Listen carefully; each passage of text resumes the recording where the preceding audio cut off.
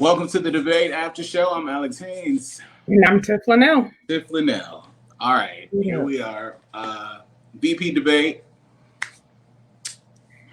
It wasn't as bad as the presidential debate. I will say that. As bad or as painful? Both. Okay. Both, for sure. It wasn't as bad. It wasn't as painful. It was bearable. At least we got some policy. Did you feel like you got anything out of it? I feel like I got more policy than I did the presidential debate, yes. One thing that you learned about Mother's husband tonight. You are starting already. How are you starting already? I'm always on. He can hold a fly on his head for a really long time. Honestly, I think the fly was the distraction that we all wanted. You know, yes. I'm going to use a real black ass example, right? You know, when and this is if you're a part of Black Twitter, you understand these moments. There are certain award shows that we watch together. There's certain award shows that we watch because Black people were nominated. We watch the show up until and only until that Black person's name is called. Most of us leave the award show before they win or lose because most times the y'all white ass award shows they lose, but we watch until they're nominated. I think that was the moment that we all got tonight when the fly landed on Mike Pence's head. Well, I've seen enough. I've watched enough. I'm actually done with this. I'm actually done with this. That was all I needed. I'm really done with this. So one thing that you learned. Nothing. I learned something. I learned that Mike Pence can lie for an hour and a half with a straight face. I don't think that was new information. Well, I don't know many liars that can lie that long. Trump. And not break decorum. No, he doesn't ever lie with a straight face. He will break the decorum. So, and his face is never straight. So it was born on whatever. So I think that's something that I learned. I also think that white privilege was rampant tonight. If there's anything that I want to call out, it's that. I think that I continue to cringe over and over and over again. We often talk about white supremacy. In some circles, we partner that conversation with patriarchy and just white male privilege. White male privilege is afforded to white men by everyone. Again, so this is one of those things that we talk about when we talk about white supremacy and how it has its roots and its hooks in everything. White male privilege is something that people automatically afford to white men because they are white men. And it happens to by white men, it happens by white women, of course. But Black people also perpetuated. I don't think Kamala was, but Susan Page definitely afforded privilege to Mike Pence, allowing him to not answer any questions at all, allowing him to overtalk her and grandstand during every single point, every single piece of the conversation. There's not at one point did Mike Pence not grandstand at all. Often he did answer the question. He would say something to the tune of, but not limited to, well, we have a plan. Me and Donald Trump have a plan, but on fossil fuels. We're talking about healthcare. But on fossil fuels, she wanted to ban fracking. Like, it's like, whoa, come on, bro.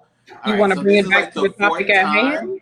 I know that Donald Trump loves the poorly educated. I understand that. I understand that's a tenet of your campaign, and I understand that's who believes your nonsense. What I don't appreciate is being treated like I'm remedial. But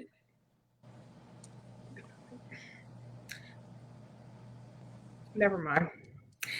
I will say this. I appreciated that they at least showed more respect for each other. Not by much, but by a little. They showed more respect by little. At least they could, Kamala, congratulations on, blah blah blah, whatever. And no, you're not gonna do that. No. I'm because trying. what that was not was respect. Listen, that was condescending bullshit. That's what that was, and that was the total. His total intent was decredit and dehumanize, and also exert his privilege and power and supremacy. Based in that, like all of that was, and I also wanted to congratulate you on the significance of what your nomination to the.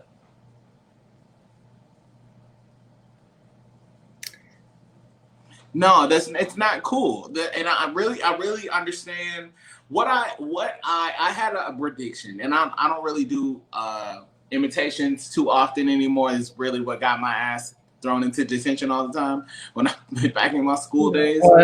But Mike Pence is literally the embodiment of bullshit, right? So, and I say bullshit lightly. If you're offended by the term bullshit and you rather something else like bull crap, I don't know if that makes you feel better.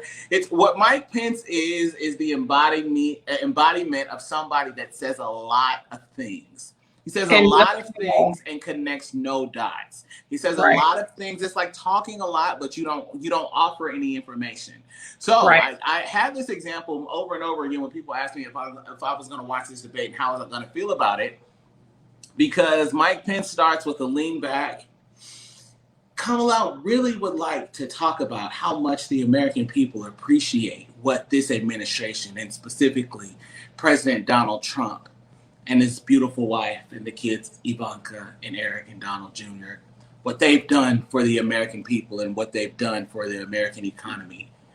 Not only in this great state of Utah, where these wonderful citizens have welcomed us here for this debate, can they feel the immense power and pressure and wondrousness that Donald Trump has brought to the office. And literally, I said nothing. I literally just went on for a full 60 seconds and I said nothing at all.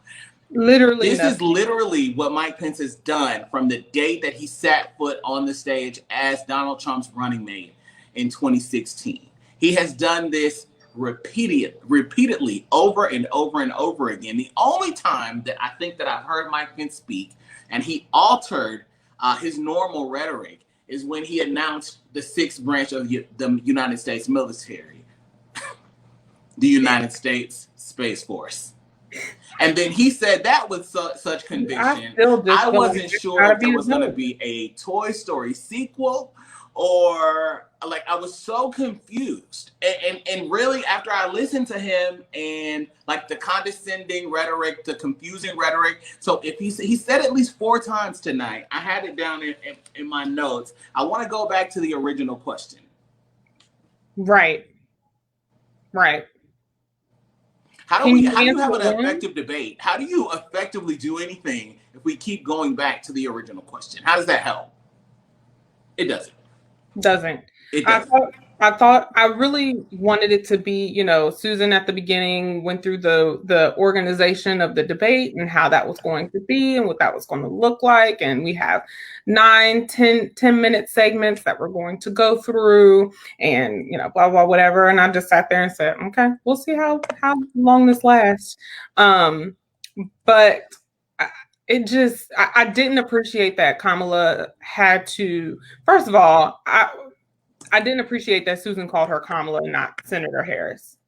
You don't get to use a title with one person and not the other. So while she corrected herself, I still just Do you think that slip would have happened if it was anybody else? No, I don't. I really don't. And Kamala should have not excused her. That piece. Don't excuse her behavior. That was not teaching what we're not teaching kids these days, especially little black ones, is to excuse themselves when they are disrespected. Exactly. That was not okay. You correct that. Period. So I did not like that. I also didn't like that Kamala had to continuously stand up for herself. And I will say this, I have had a problem with either the sound people, the production people, or both, but I don't understand why you all keep allowing the candidate. Well, I do understand why, ratings, but stop allowing the candidates to talk over one another. Turn their mics off. If their turn is over, if their time is up, turn the mic off so that we can. Now, Tiffanie, you know, that's something that just can't be done right now. You know, that is something that is decided by the debate commission. That's something that they have wanted to do. I think it's something that they will keep proposing. It won't be needed after this asshat is out of office, but it also wasn't needed before him. So I don't think they're going to do it because they do not want him to lose his composure once they cut his mic off. I offer to you, if you've never seen it before, search YouTube. I probably posted it. There's something that happens when people cut people's mic off. Black people, there's an example with Kaya Shimon. Y'all know her, my neck, my back. Her and a radio personality years ago, Portia Fox. Search Portia Fox and Kaya, get your life. It's 20 minutes of bliss because Portia cuts Kaya's mic off. And if there is a more rambunctious version of any, let's get back to Mike Pence. So let's go back to the beginning. Let's talk at the beginning. I asked this question. I was a little distracted typing on Twitter now. Like, Chris Wallace ain't it. No. Susan Page ain't it. So who should moderate the next debate?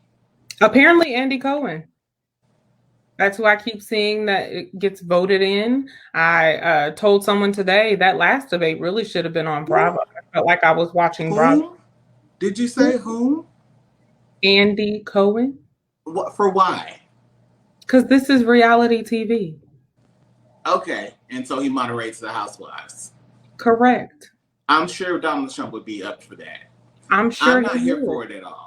I'm not either. Like a list of names. I just tweeted it out. I'm hearing any black woman. This one. They may as well let Monique do it. Oh, hell. If she's like Charm School Monique, that might work. Excuse me, you're not going to talk over me or her. Now, Whoopi, but Whoopi can't handle it. Whoopi can't, because Whoopi can't even say his name. No. She can't even say his name. So 45. Yeah, no. Question for you. I want to know, I need to find out if The Fly has a Twitter account yet. Because I know it's already the #1 trend. It's now trending above the debates. The Fly is? That's all anyone's going to talk about tomorrow. Because that's all that this debate amounts to.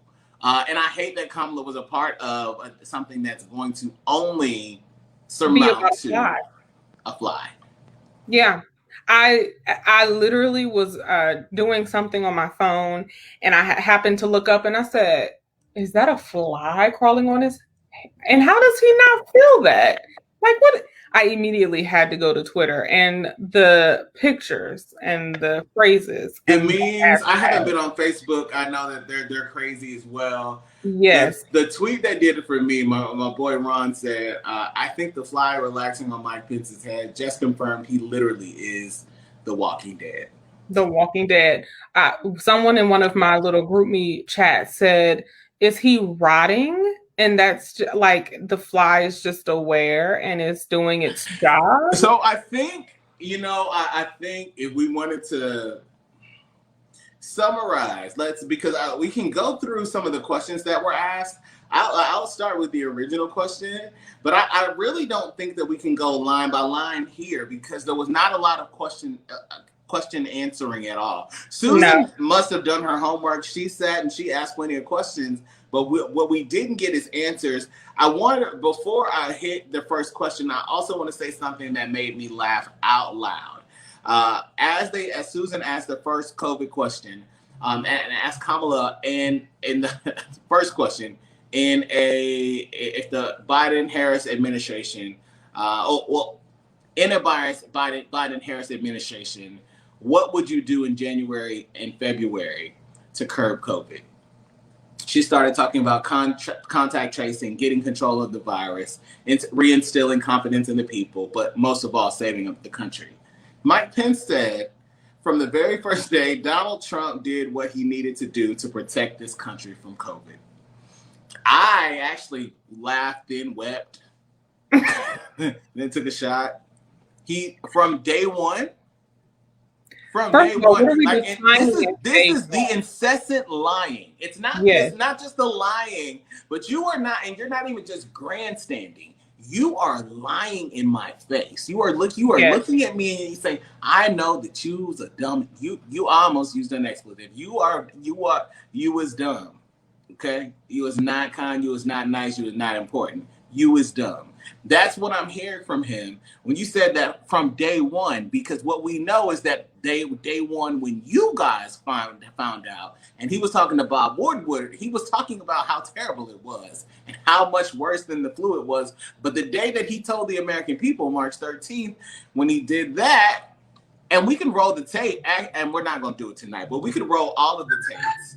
He said repeatedly over and over and over and over again, we have less than one case.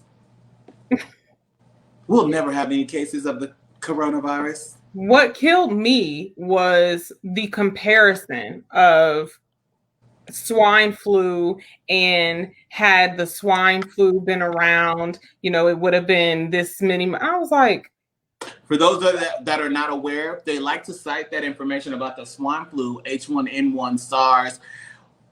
The death toll, we talked about this on the last debate after show, the death toll of the number of people that died from SARS, it's not funny at all. 12.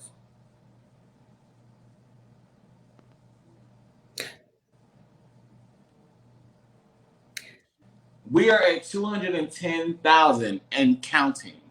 And counting. In this country. With schools reopening, businesses reopening. Leave it to, if you ask Trump, businesses are booming. The economy is booming. The economy is reopening. Oh, okay, but there are a plethora of Americans out of work, not getting lost wages, not getting unemployment checks, not able to get any type of assistance, not able to find another job because there are layoffs. I saw a very heartbreaking video last week of a flight attendant saying goodbye because it was her last flight. And it was a few of her and her coworkers going through that. So at what point do you take a hard look and say, and that's what I say this every show, and I will continue to say it every show. He's got to go, because at some point you have to be a decent human being. Politics aside, be a decent human being. And I just don't understand how you can. I think what we don't talk about enough, and what we don't hit enough, is as we talk about the number of people that are dead by COVID, and 210,000 in the United States and growing. What we often don't discuss is in context what that actually means. Right. Like the number of people that died on 9/11, it's something that we can't forget. We talk about it all the time. We remember. Less than 5,000 people died. Right. On 9/11. Right. 210,000 people is almost 5 times the number of people that died in the war in Vietnam. Which is just crazy.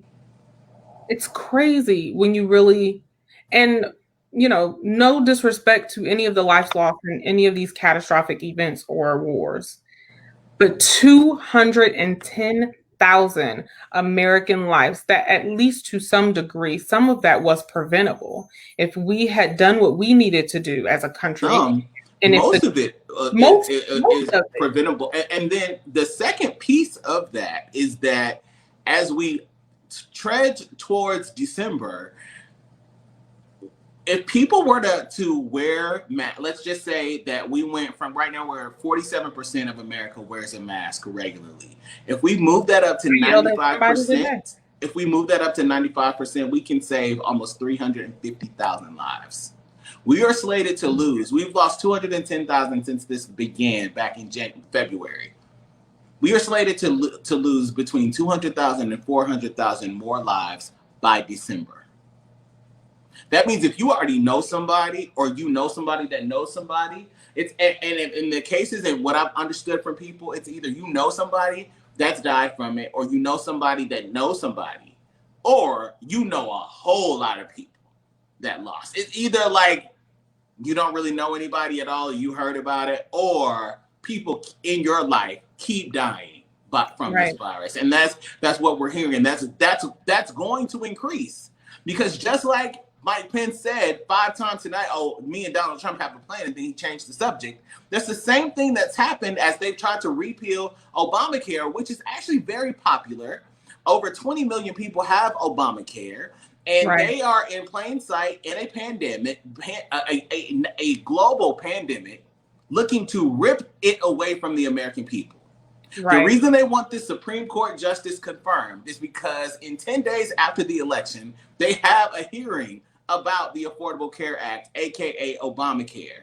If it is repealed during the pandemic, you could lose your health care, your premiums could go up, your children that are under 25 that are currently being covered could lose their coverage. It could be made a pre-existing condition. If you have a pre-existing condition, it may not be covered any longer by your provider. These are protections, whether your state has embraced the healthcare markets and added the exchanges to your healthcare offering at an affordable rate, is a state issue. But we can go back and forth on how it has not helped people. It hasn't been perfect. No one's claimed that it's been perfect, but over 20 million more people in this country now have health care. And this administration is openly, in plain sight, going to court regularly to strike it down. Yep. Like we don't have more important things to do. And during a pandemic, I can't get past that part. I also noticed that Senator Harris was attacked, and really the Biden-Harris campaign was attacked for saying that they would rejoin the Paris Accord. Now, we talked about this in the last show. I cannot emphasize enough the mistake that it was to pull out of the Paris Accord. And again, even though the Green New Deal is not perfect, it's a step, and we need to start making steps in the right direction when it comes to climate change. I don't know how many other scientists need to say it. This is not a hoax. Climate change is not a hoax. It's not something that the left made up or the liberals made up or anything like that. Our Earth is dying. We are killing it. And so I have a serious issue. And again, this comes back to humanity. Be a decent human being. It shouldn't be that difficult to be a decent human being. That means taking care of planet Earth. That means taking care of your fellow woman and man. 210,000 lives. I hear you. I understand you. Donald Trump has never, ever exhibited the qualities of anything human, let alone a decent human being. He is physically incapable of performing at that level of an expectancy. He just is incapable. And aside from what he hasn't done, talking about the things that he has done, marking applications by Black people for renting apartments on his properties with the word C for color. This is in the 70s, people. This is who this man is. It's who he has been. It is what he has done. The Central Park Five. Don't even get He me started. exonerated 5. This man took out a full-page ad in the New York Times, which he hates now, by the way, because they don't give him any positive press. Right. Demanding that these men be killed for a murder that they did not commit. Well, black people loved Donald Trump before he was president. He was in songs, he was in movies. Black people liked Donald Trump's wealth. The wealth that black people thought he had. The wealth that the facade of wealth. He's poor. The big poor. Not little poor. Not broke. Not struggling. He's bigly poor. He just is. I don't know why it's so funny to me to hear and say it like that, but he's like, is literally, I have a meme in my phone that really expresses how I feel about how poor he is. But I actually just came up with the perfect analogy of who I've been trying to figure out who he reminds me of, and I just figured it out. He being Trump. I'm going to have to start calling him President Edgar from Men in Black. All right. I gotta go. That's it. In the Edgar suit? Yes. All right. Wow. Because if you think about it, okay. Edgar was a giant alien roach trying to take over with his little roach family. And I just feel like Trump is trying to replicate himself in this country and across the world. What I think is crazy, see, I don't know if I agree with that, because I think what he did, he is a fame whore. He enjoys attention, he enjoys power. And his attention and power have gotten him in very, very terrible situations, dire situations. He's financially, as you said, he's poor.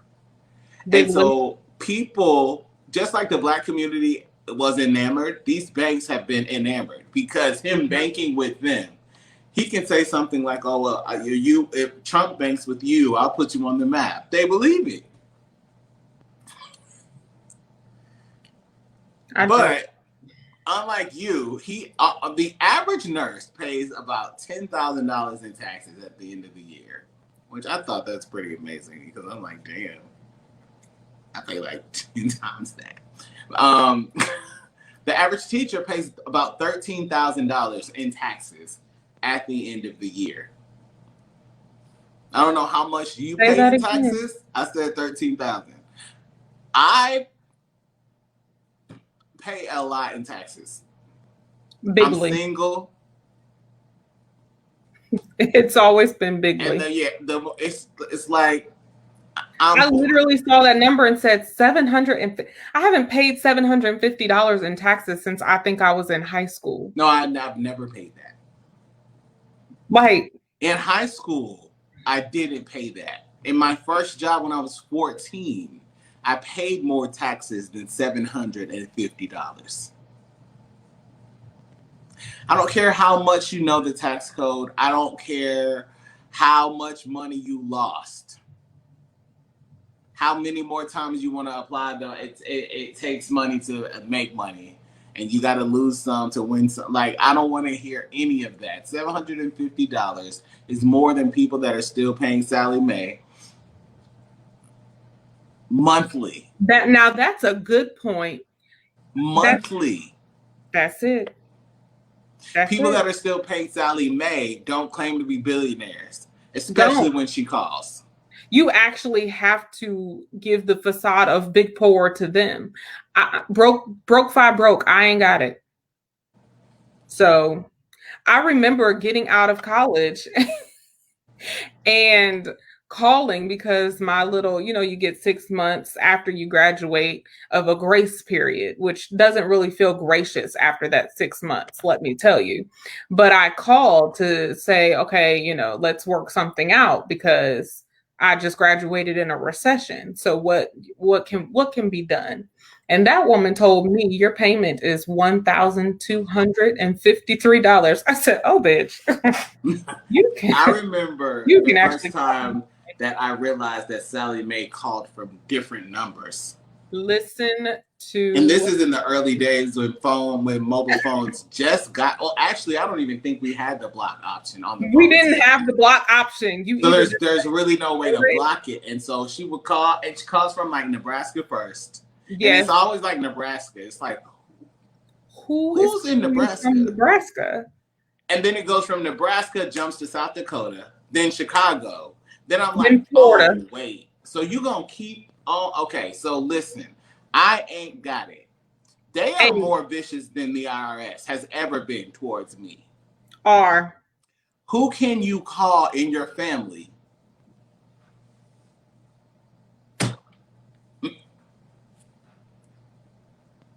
So, I think a lot to people identify with that. You know, if you have ever been fortunate enough, because it's also an honor to be harassed by Sally the Mae.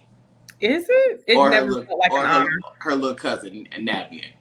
It never felt like an honor. I will say, in all of the hacking jobs in the world, I just still don't understand. Like, is it Fort Knox over there? Do we need to send a latitude, longitude? What do we need to do? I do understand. I understand your sentiments. If they can get Equifax and left Sally Mae alone, I got problems.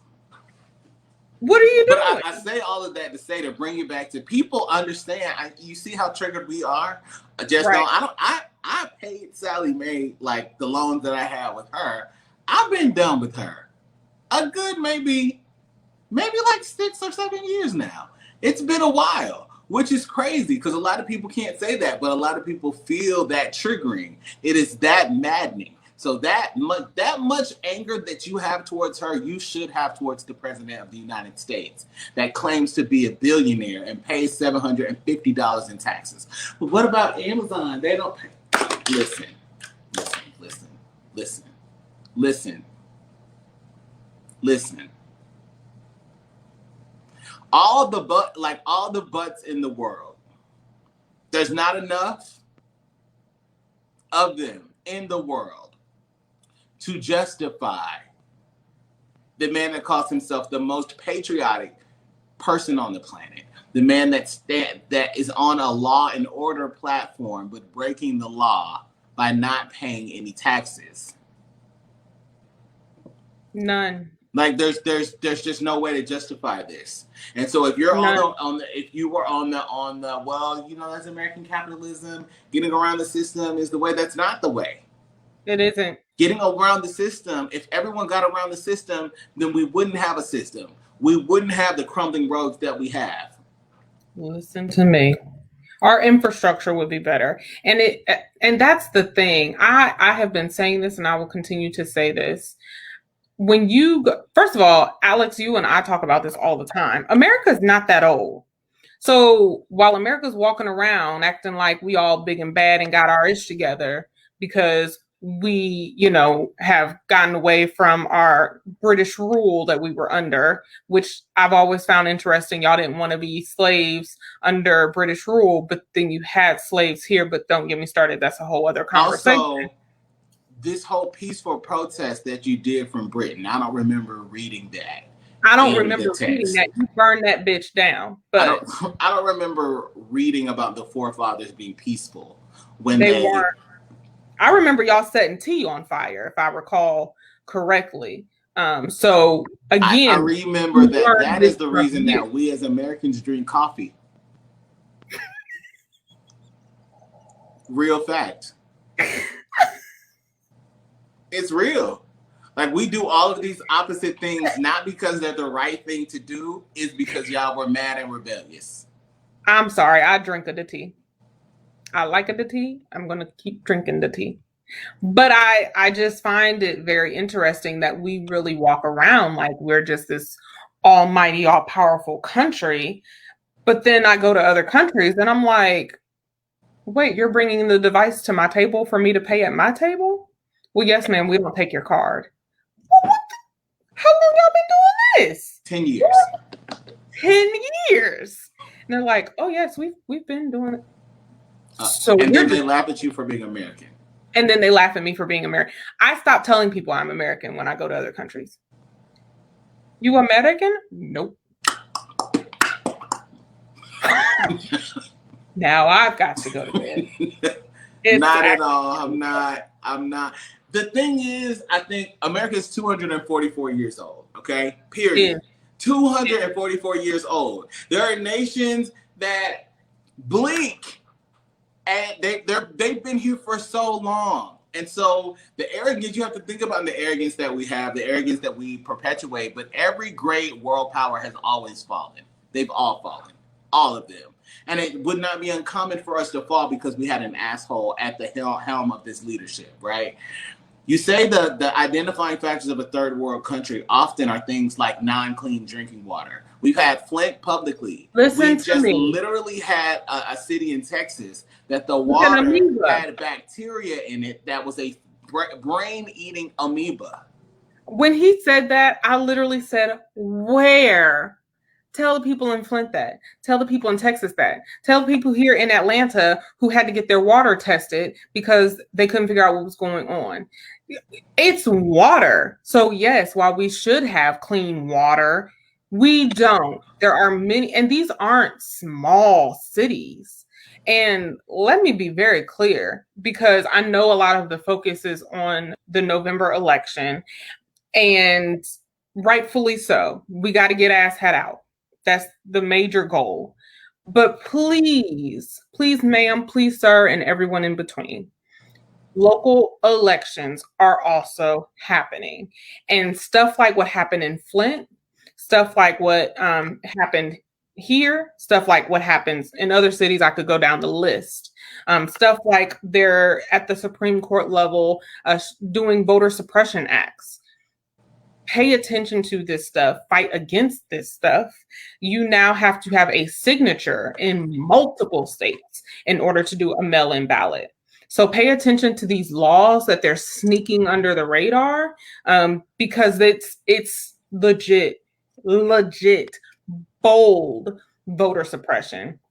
And again, it's not just the presidential election. There are local elections that will get to decide something like if you'll have a financial dictator over your city that then decides to cut the water supply and have it come from the river and kill and make tons of people sick in your city. That is what happened in Flint.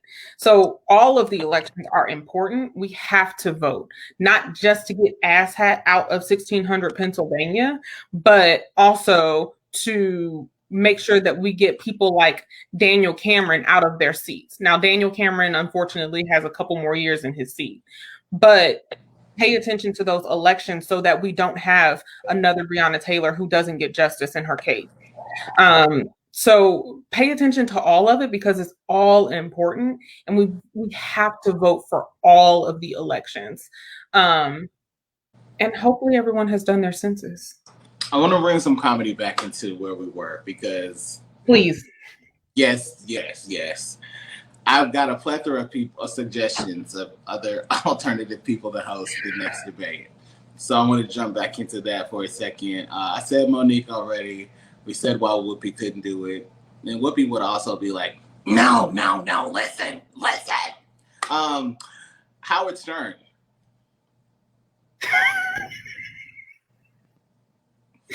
That's okay. A good one. Samuel L. Jackson. Oh no. The comedy. Listen here, mother. That would be a yelling match. Actually, I would love to see Samuel L. Jackson moderate a debate with Donald Trump there. Now I would take it would be comedy for my soul. And that's not tea or coffee drinking. That's scotch, bourbon. I think also I'm unsubscribing from Joe and Kamala's list. I almost did it today, and then I was like, maybe they're gonna make an announcement, and they have when you go to unsubscribe. Are you sure you want to leave? How about you just get less mail? And I'm like, no, I actually don't want any mail because I don't even know how I got on this. And then y'all text me all day long. So before the debate, Joe was like, debates in 40 minutes. How about $20? Then 10 minutes later, debates in 20 minutes. How about $5? Literally within 60 seconds, I just got 2 back-to-back emails, 1 minute apart from each other. Kamala Harris, if I made you proud, will you chip in $5 tonight? 1 minute later, if I made you proud, will you chip in $20 tonight? Barack didn't even come at me like this. And I gave my little $5 in 2007 every time I got an email. Well, not every time, but I gave a lot of my little $5. I did. I don't like y'all like that. I really don't. Stop emailing me like this. Joy Behar? Now, I feel close to her being. No, she would lose her marbles. She can't do it. Sunny has gotten too unhinged. She can't do it. She's gotten Whoopi a bit much. Who? Tyler Perry as Madea. No. No. For a plethora of reasons. Beloved, Iyanla Vanzant. Yes. I don't know. A gutter snipe? I would love to see her call Trump a gutter snipe. Yeah. Wow. Gutter snipe. Okay. And I got 2 more Moniques. People really, really want to see Monique do it. Monique would start with, "Hey, my sweet babies," and end what, like, you wag mother. She's not really with the Baltimore comes out of her way too quick. Way too quick. Worst lie tonight. I have to pick one. I think one that I found insulting that Senator Harris also found just insulting as well was the I would say implication, but it was a flat out statement that Joe Biden is racist. And I don't remember the other word that he used, but I sat there and said, now don't get me wrong. He has said some things that he should be smacked for. He has made some decisions. He's had a legislative policy. I think I'm going to play devil's advocate here, but go ahead. He has said and done some things that lead into and feed the thing that is systemic oppression. I cannot take it as far as calling him a racist. I think he's old and white. And that's just a different type of mindset. So I think because he's old, white, and male, he doesn't American. It doesn't click for him that it doesn't click for him that you can't say that kids are dumb because of their parents. You can't say that. You also have to account for, repent for, and make amends for, and give remedies for the millions of dollars lost, the families broken apart, the Black men and women who have been locked away for your policy track record. You have to make amends for that. But I can't go as far as to call him racist. But I can go as far as to say he's old, white, male, and American. And he just, again. And here's the thing. He gets no passes from me, okay? No passes from me. You're old, white, entitled, male.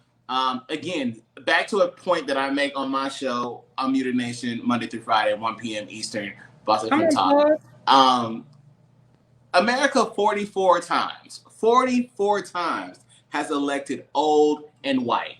44 times America has elected old and white. 44 times America has chosen old and white. Probably obviously less qualified, aside from the candidates that they've run against, But America chooses old and white. That's what America is comfortable with. So one time we get Barack Obama, one time we get a black man, one time, and all of a sudden people are like, oh, we can have change. No, we can't. We have to put black people, black women, black men, people of other colors into seats locally so that people see that they can govern locally. You know, a lot of times people don't even work for black people, so they don't even know what that's like. They have no idea what the black leadership experience is like.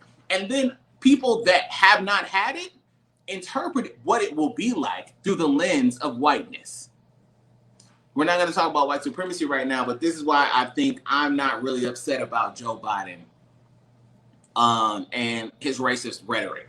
Because some of his rhetoric is racist. Does that make him racist? No. Does racism mean that I hate you? It does not. It doesn't. It does mean that you believe innately that you are indeed superior.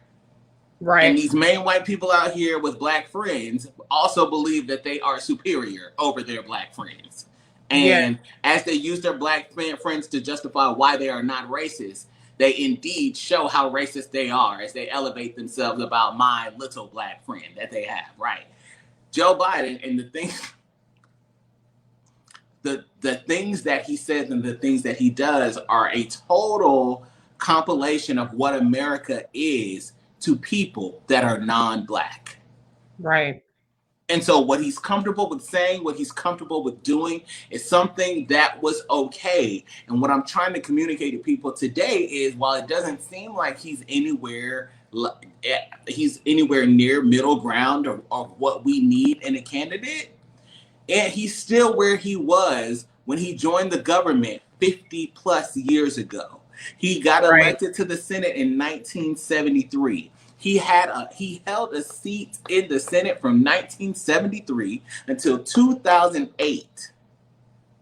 In 2008, he was elected to the vice presidency. He sat in that Senate seat until January 16th, 2019. For 3 days, he was unemployed since 1973.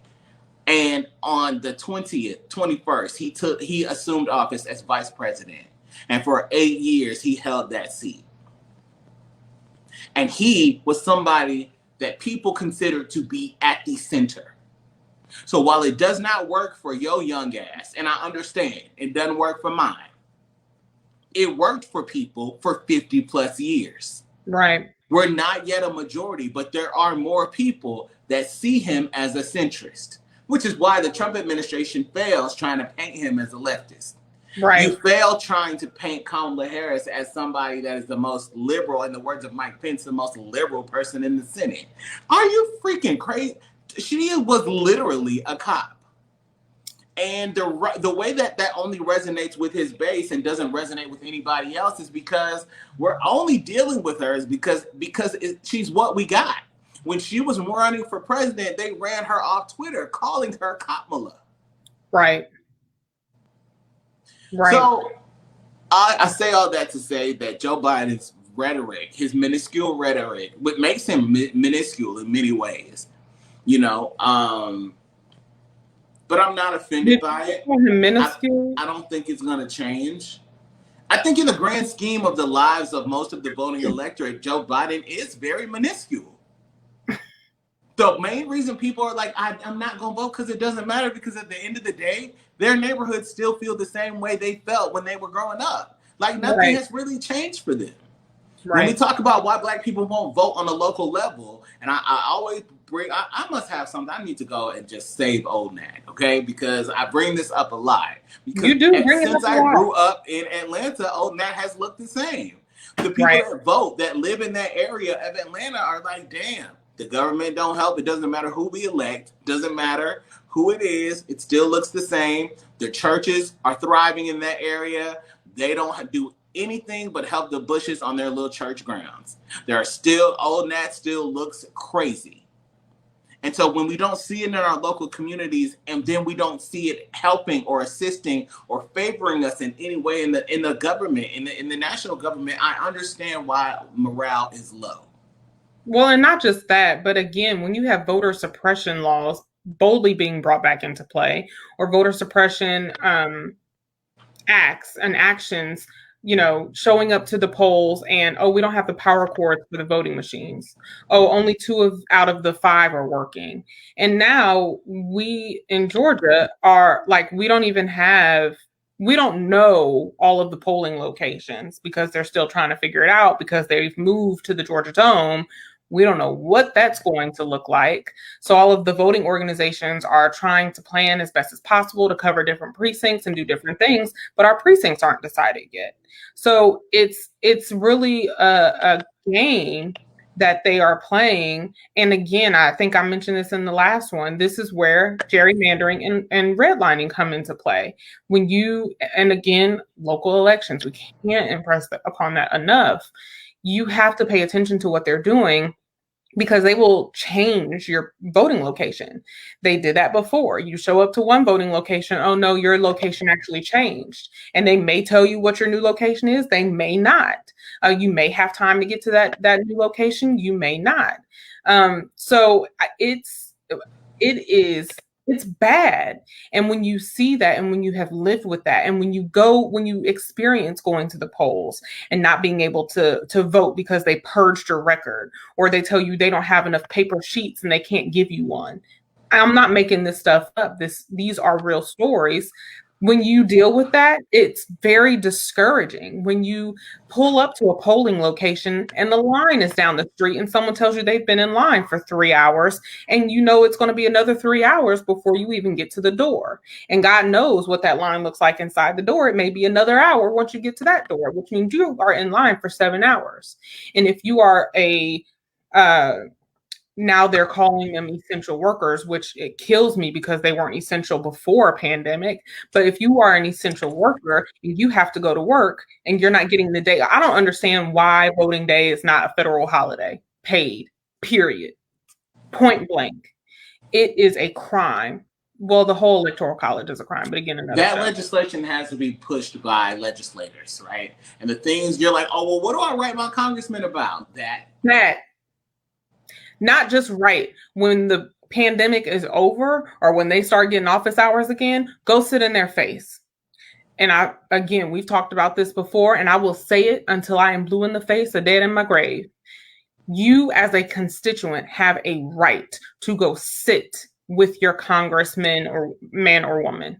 You have a right to write them letters, to email them, to call them, blow their phones up. You have a right to show up to council meetings and public hearing meetings. I know some people miss the signs that are on the side of the freeway that will say public committee meeting or something coming up. Pay attention to those. Sign up for, if your city has a newsletter, a text message service, whatever, sign up for those. I get all my city alerts, all of them. I want to know everything that's going on. Sign up for stuff like that. And when you hear someone being discouraged, encourage them. We gonna get through this, but we gotta vote. I'm already hearing people say, I'm not voting because I just can't. We cannot afford that. We literally 210,000 lives, abortion rights, Obamacare, LGBTQ rights, systemic oppression, Breonna Taylor, Rayshard Brooks, Jacob Blake. We cannot afford to not vote. It's not an option. Like, this isn't a game. This isn't it's not a luxury. It's not a luxury. And I think one of the things that I want to point out, and I appreciate that comment, Roz.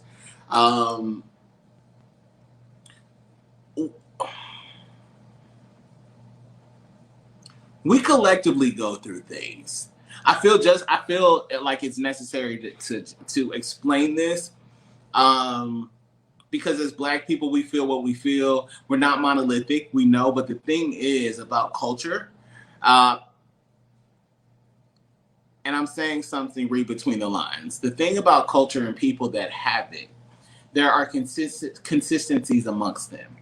And so I'm going to use the example when we lost Chadwick Boseman. It was felt widespread. Old, young, kids just losing it. It's something that we feel collectively. we win together, we lose together. That's how we feel collectively as a community. You're gonna be like, well, I got friends, I got a cousin. My cousin is Candace Owens. I'm talking about the collective, okay? I'm not talking about people that do things for a buck. And so we feel together, we hurt together. These things happen together. You find that in cultures around the globe. You do not find that in white Americans.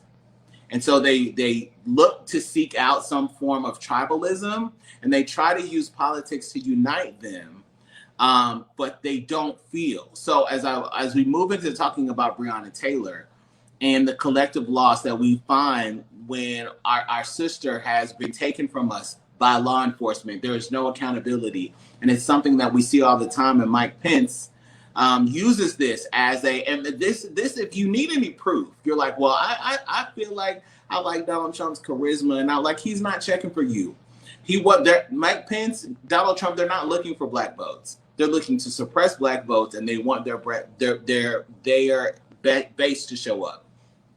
So what they say is things like this. He said, well, I mourn the loss of any American.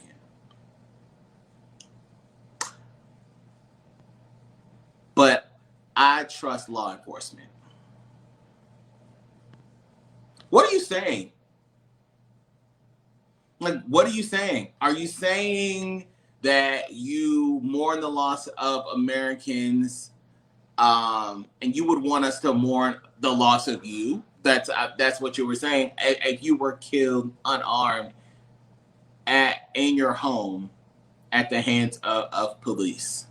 Like, how do you say that in the same sentence? It was less the same. Like, not only was it the same breath, but it was the same sentence. Right. In the same sentence. So you trust law enforcement infallibly?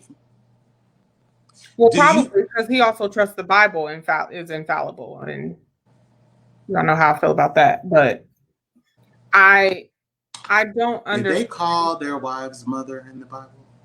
No, they did not. I don't know what type of BNS, BND, whatever it's called, that is, but I don't want no parts. I take one. I don't understand how anyone can be okay with what happened and the injustice that just occurred with Breonna Taylor's case. I don't understand. Well, to insinuate further, with you not being able to understand, to insinuate that Kamala was attacking the sanctity of the grand jury. Right. When we know that nothing but nonsense was presented to the grand jury in the first place. Right. And someone asked me about this, so I'm going to take a moment to go through this for anyone who doesn't understand the process of a grand jury. A grand jury is normally convened when they basically want to have a special type of case. They want to present the issues. It's differently done. It's not normally in an open court. They convene a grand jury of peers, and then the grand jury is presented with evidence. They get to talk to witnesses, all of this. So it's some of the same processes. However, the wording and the language that's used during a grand jury convening is normally very intentional. So after, and Alex, you and I talked about it, after the Breonna Taylor case was happening, immediately following the press conference, I said, something's not right. And I don't think that he presented all of the charges. And now we know he didn't. But basically what I am thinking, all of the plausible charges. What he did, what they did was present a case, and basically what they can do is narrow it to one particular situation. So they don't have to present all of the facts. They don't have to say, this is the case for Breonna Taylor. They did. Period. They don't have to. So what they can do is use language that implies that this case is handling this specific thing. This is a situation that happened. These are specific facts. With these specific facts, and the actual indictment or charges for the officers involved in the shooting of Breonna Taylor are being handled by another case or another jury or whatever. But he would have used that language like that. And I'm at this conclusion because he did that in his press conference. He started off with, we only handled the charges for basically the 3 counts. And Daniel Cameron started off are being handled by the federal level. So I'm sure he went into that courtroom, and the case that was presented said the civil charges in the indictment of in the charges for the officers involved in the actual shooting of Breonna Taylor are being handled at a federal level. We will not be handling that here in this case. This case is about XYZ.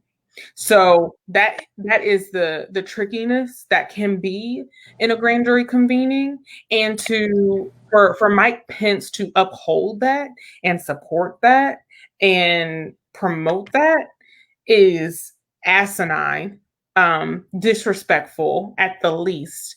And again, back to your point of, oh, you big dumb, let me just talk to you on big dumb level. And I take serious issue with that. I just do not understand how, and I know I'm not surprised by it, but it's frustrating at this point to hear anyone say, and I mean on both sides, to hear anyone say that racism is not a thing, that systematic oppression is not a thing, systemic racism is not a thing. Like how, why? How do you even begin to come to that conclusion? So I take serious issue with the man that calls his wife mother. Serious issue. And again, Biden-Harris is not perfect by any stretch of the imagination. I get it.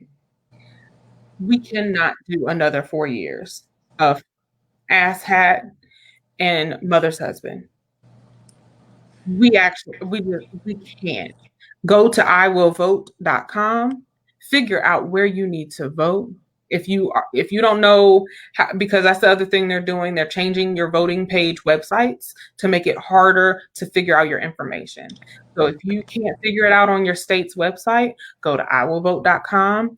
You can put in your information, check your registration status, make sure that you get absentee ballot information, get polling locations, get mail-in ballot drop-off locations, get absentee ballot information. If you are voting abroad, they have that information. Scroll to the bottom and click abroad. Go to that website, get the information that you need, and vote. Take your ass to the polls early. And I don't mean early on the day of election day. Go do early voting. It is so much easier. So much easier. And it will save so much in the long run. It will save some heartache. It will save some time, especially if you can only go on your lunch hour because you are an essential worker. Do early voting. But enough is enough. Federal and local levels. Enough is enough. Some of these people have been in office for 50 years and ain't changed a light bulb, let alone a policy. Vote. Period. That's it. Vote. I'm done. And that's it. Yeah. That's it on that. So for anyone who didn't know, that is the only VP debate. There will not be another one. The next presidential debate is, I believe, on the Thursday, October 22nd. There we go. So if God's willing, and the creek don't rise, and both candidates are still in human form, then on Thursday, October 22nd, we will be here following that debate. If you know somebody that is not, but at this point in a lot of places, it's way too late for them to vote. And this is not like the way that you pay your T-Mobile bill, okay? You can't go up to your Department of Elections and say, yo, well, I'm sorry. Is there anything I can do? I'm sorry. The deadline is passed. So you need to get registered. so that you can vote in the next election that's going to affect where you live. It affects everything down to the water that you drink, okay? These elections matter. You need to get involved. And again, God willing, we are here on October 22nd because there will still be 2 candidates in human form available for us to analyze. Or extra form. Of course, we're back here, the debate show. Make sure you download the Boston app. Doesn't he drink sugar water? Is that the equivalent to eating McDonald's all day, every day, twice a day?